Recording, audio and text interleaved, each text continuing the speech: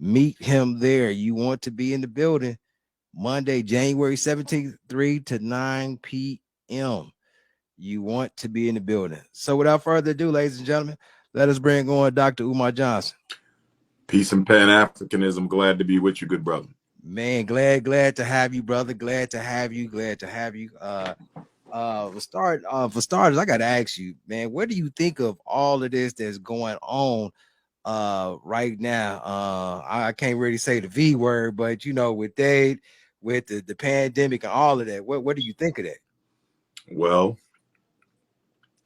the most honorable Marcus Messiah Garvey taught us 100 years ago that if the black man and woman are not careful, we will drink in all the poison of Western civilization and die from the effects of it. America's policy for black people is genocide, and it has been such for nearly 50 years.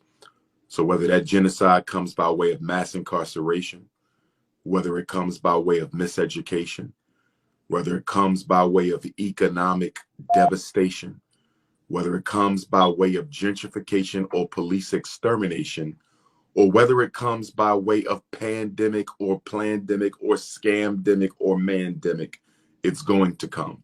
They want to rid themselves of American Africans, and they're working as hard as they can to do that.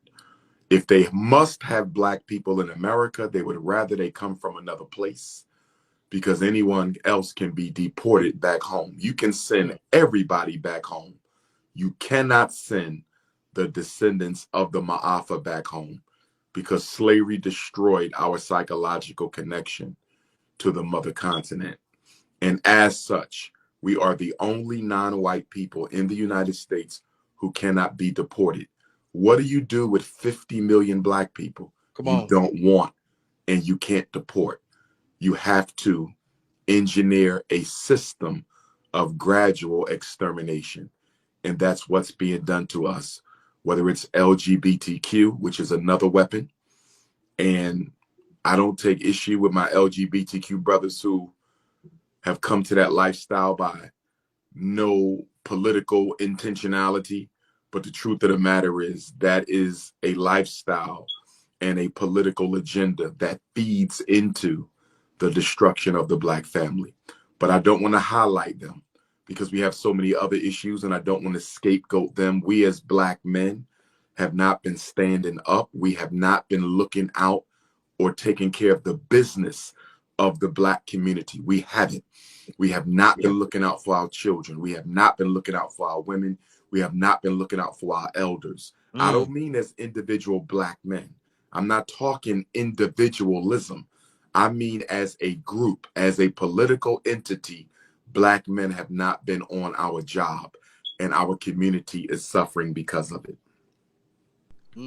Greetings, everybody. Thank you all for tuning in to the BZNZ Internet Talk Radio Show YouTube page.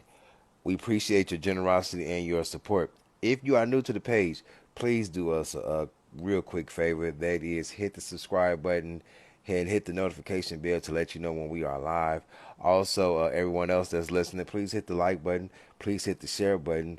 We greatly appreciate your generosity and your support. Peace.